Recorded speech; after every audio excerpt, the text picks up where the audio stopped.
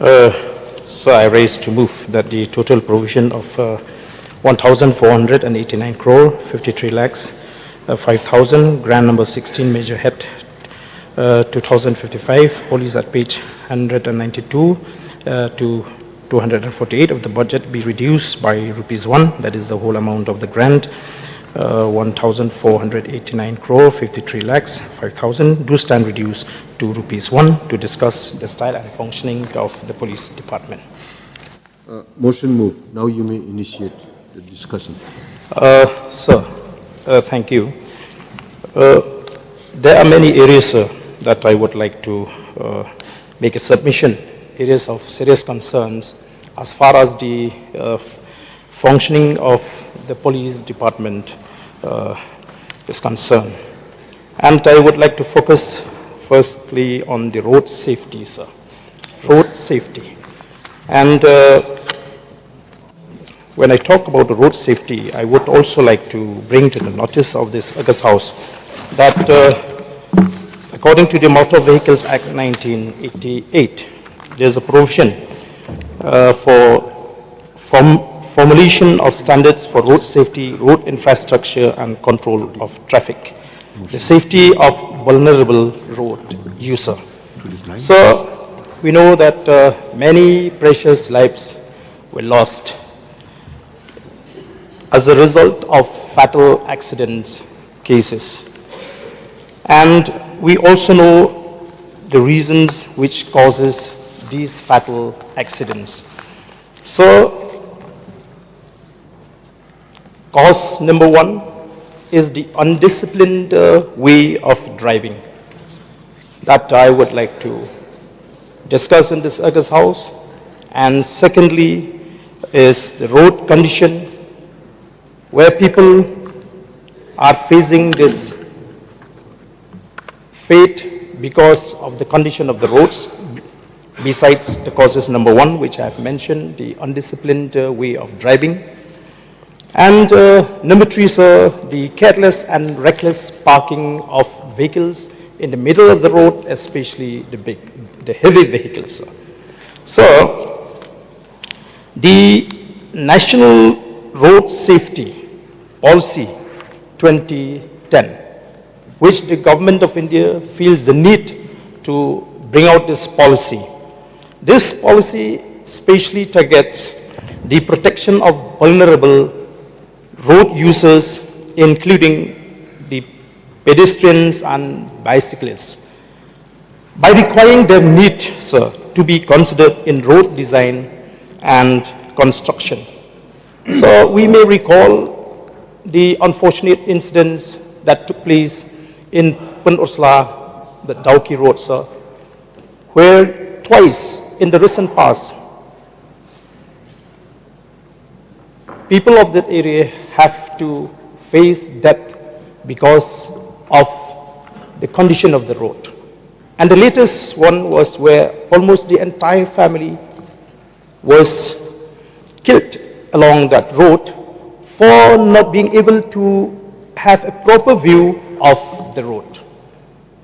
So another incident that took place in East Giant Hills, if I'm not mistaken, where one doctor had to lose his life because he suddenly faced a broken road which there was no signs or signal. So therefore, sir, I feel that the negligence on the part of the police department to ensure that PWD should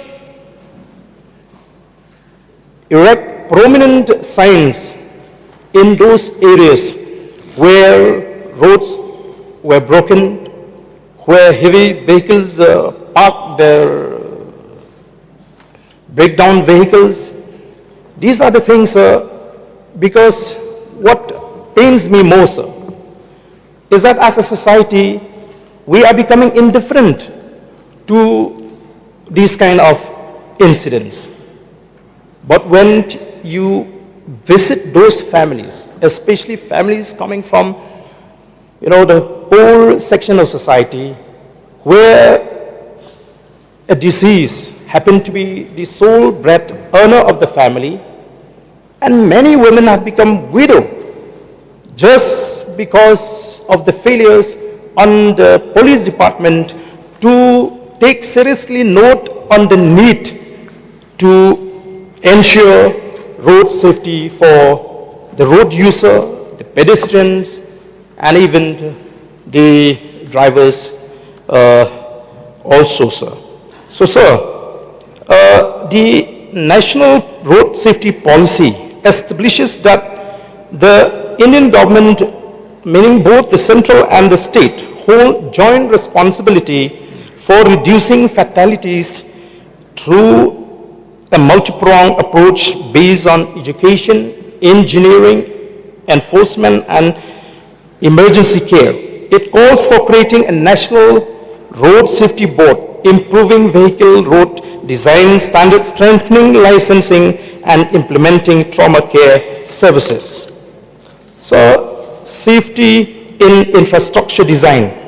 The government is responsible for reviewing road design standards, urban and rural, to align with international best practices.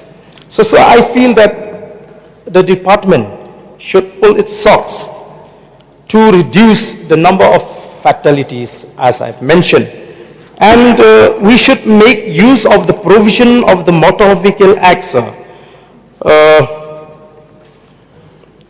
Section 215B, which speaks about road safety board. So perhaps the state government can constitute the board in order to address this problem, sir. So another point that I would like to raise here is about the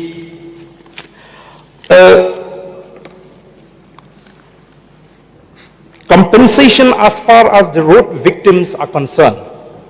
Whenever there is a case where a disease comes from a very poor family, you will see that sometimes they don't get any support from anywhere.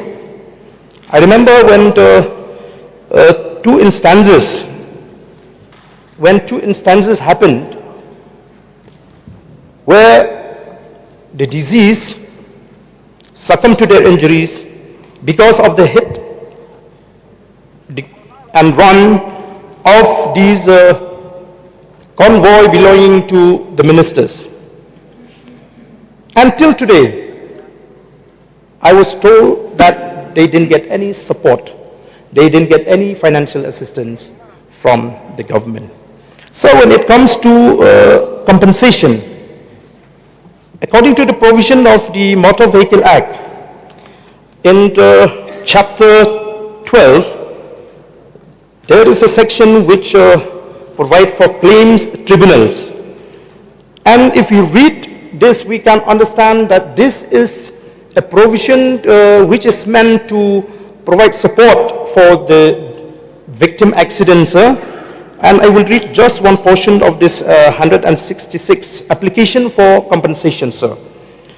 An application for compensation arising out of an accident of the nature specified in subsection 1 of section 165 may be made by the person who has sustained the injury, or by the owner of the property, or where death has resulted from the accident, by all or any of the legal representatives of the deceased, by any agent duly authorized by the persons injured, or all or any of the legal representatives of the deceased as may be, provided that where all the legal representatives of the deceased have not joined in any such application for compensation, the application shall be made on behalf of or for the benefit of all the legal representatives of the deceased, and the legal representatives who have not joined shall be impleaded as respondent to the application.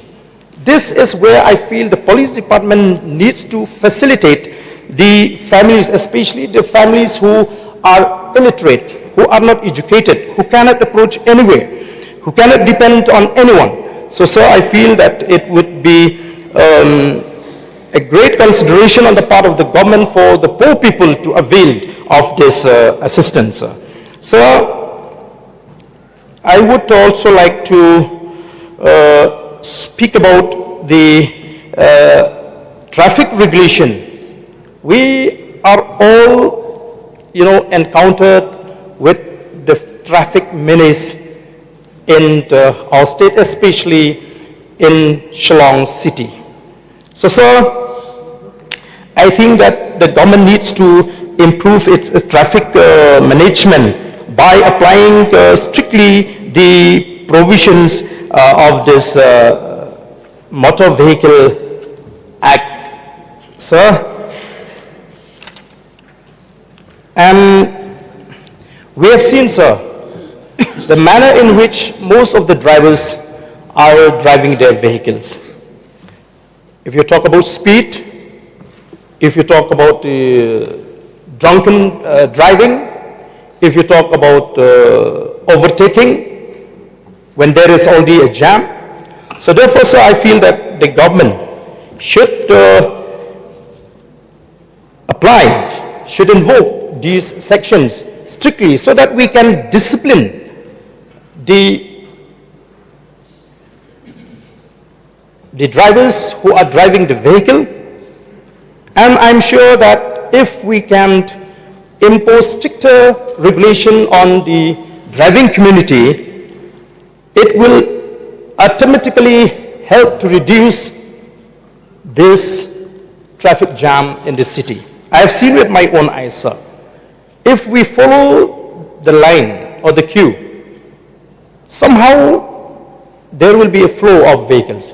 But when there are 2-3 vehicles overtaking from left and right, it is there where we all get stuck, sir. So, sir, the government has to come out strongly. We have to compound and also impose a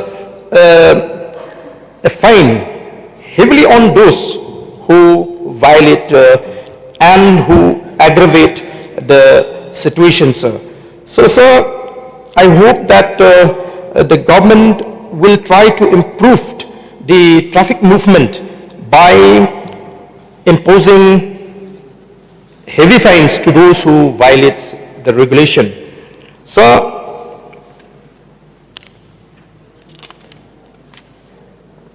I would also like to speak about the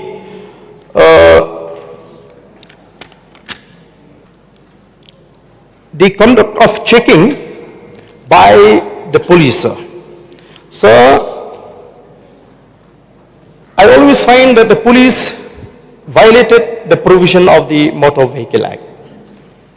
You see, when the police check the vehicle, if they want to check the documents of the drivers or of the vehicle, normally what we find is that the police always immediately resort to fine when they are not supposed to be, behave like that, sir. Sir, the provision according to this Motor Vehicle Act, page 104 and 128 speaks clearly, sir, and let me read out. Driving regulation and duty to obey traffic signs, and this is the duty to produce license and certificate of registration. In case there is a checking, we understand that the driver has to produce these documents which are required for every vehicle to possess. But sir, this is also a provision of law where the police cannot immediately resort to fines. They ask 5,000, sometimes 10,000. Lately, we have seen one home guard was caught in in a video where he demanded money. That is always has become a daily practices when checking. That is harassment. You see, sir, there is a provision that provided that the driver, if the license has been submitted to or has been seized by any officer or authority under this or any other act, produce in lieu of the license a receipt or other acknowledgement issued by such officers or authority in respect thereof, and thereafter produce the license within such period. Which means that there is a period where the police can ask a driver to produce his documents, sir. But normally, sir, police, they are not doing like that. They always resort to immediate fines, which is why there is always a negotiation between drivers and the police, where ultimately they come down to 500, and that has become a practice which will never help at all, to improve the transport department or the police department for that matter, sir. So, in continuance to what I've just mentioned, this is 158 section, sir. No person shall be liable to conviction for offence on the subsection 1 or subsection 2 by reason of the failure to produce the required certificate if within 7 days from the date on which its production was required under subsection 1, or as the case may be from the date of occurrence of the accident. So we clearly know that the provision of this Motor Vehicle Act doesn't allow the police to resort to immediate fine. Why we have to speak as MLAs every time? Drivers will call us, say we have been to pay a fine of 5,000 or 10,000 just because they cannot produce the documents there and then. And at times they have told the police that, see, this is the receipt, though they will not listen to this receipt. So it has become an open daylight robbery on the part of the police department. Sir, please take it seriously, and I hope that the government will pull up its socks, especially the police department. So now, sir, I would like to come to the police recruitment. Just the other day, the government had, informed this August House that soon the government will be handing over the appointment letter to around 3,000 police personnel. So, this is a very important issue for the government.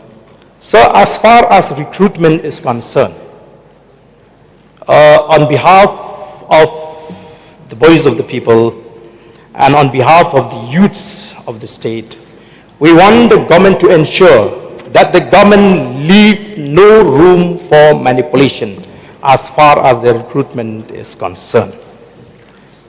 Most of the applicants, most of the candidates, so they were complaining. Like in the previous years, the marks were also shown when they declared the successful candidates. But that has been out now. No marks have been shown. So even those who pass out the interview successfully, they would love to see their own marks. Sir. So in order to ensure transparency in the recruitment, sir, I feel that the government has to adopt a policy where no one will have, the chance to point the fingers to the government as far as recruitment. And that will help each one of us, so that we will not have to face with many candidates to come to us and request for help. I used to tell them, see, I cannot. This is not our belief. You have to fight on your own. We don't want this kind of canvassing or helping or anyone which is not deserving. But the candidates would like to see the list produced by the government along with the marks. Like what Polytechnic used to do when they call for admission of students. I don't have any problem, when many of our boys from my constituency applied for a seat in Polytechnic because they know the system. They know that only those who are qualified will get. So they are happy if they are rejected also because they know that they are not getting the good marks which is required for them. So in the case of police department also, not only the subject of transparency, but there are times when candidates are confused because when advertisements were made, specific particulars were mentioned, but when they submit their application, sometimes they were rejected even after having fulfilled all their particulars. Sometimes new particulars added up after submission of the application, sir. So I feel that once the department, announce or advise the post, they should come out clearly with the particulars that all the candidates required to submit their application and also the qualification which are necessary to be qualified for the post, for the job. And that, I think, will help us also to explain to all the candidates. See, the government has come out clearly with the advisement. You fail to possess the required particulars, so how can we talk to you? We talk for you. And even after declaring the result, if the government had given the marks and the government has, according to the particulars expressed in the advertisement, then it will, make our youths not to complain and accept whatever the government has done. So, sir, the recent announcement, I was informed by many candidates that it was not announced along with the marks. And I would also like to request the government, sir, because as in the case of Tripura, in the case of Assam, the relaxation of age, has further paved the way for applicants, for candidates to apply. In Tripura, the age limit is 18 to 24. And when it comes to physical tests for running 5 kilometers, when it's come to physical fitness, height 170 cm, this is for scheduled tribe, they are considering 165 cm. Chest 80 cm, and for ST 76 cm, weight is 48. And in Assam, age limit is 18 to 26 for unreserved, that means for general. And for OBCs, they are giving 18 to 29. And ST, for the plain, 18 to, for the plain and the hills, 18 to 31. That means they are relaxing the age of 18 to 31. So, sir, if this can be considered, because with the COVID and also the delay in processing the recruitment, it took years and years for Meghalaya government to recruit 3,000 police personnel, right from advertisement, from examination till the time they declare the result. 4 years, sir.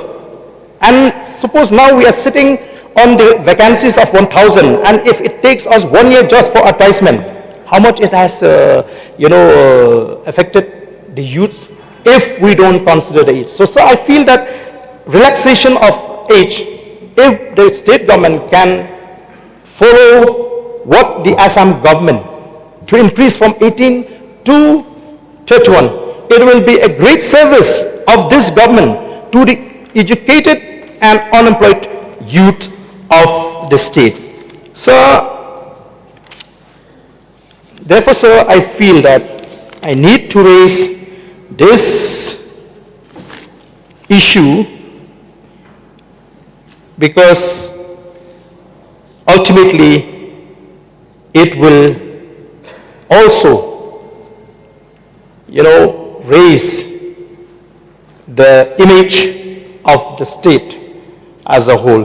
So, sir, I'm sure that there may be other members also who would like to speak on this issue.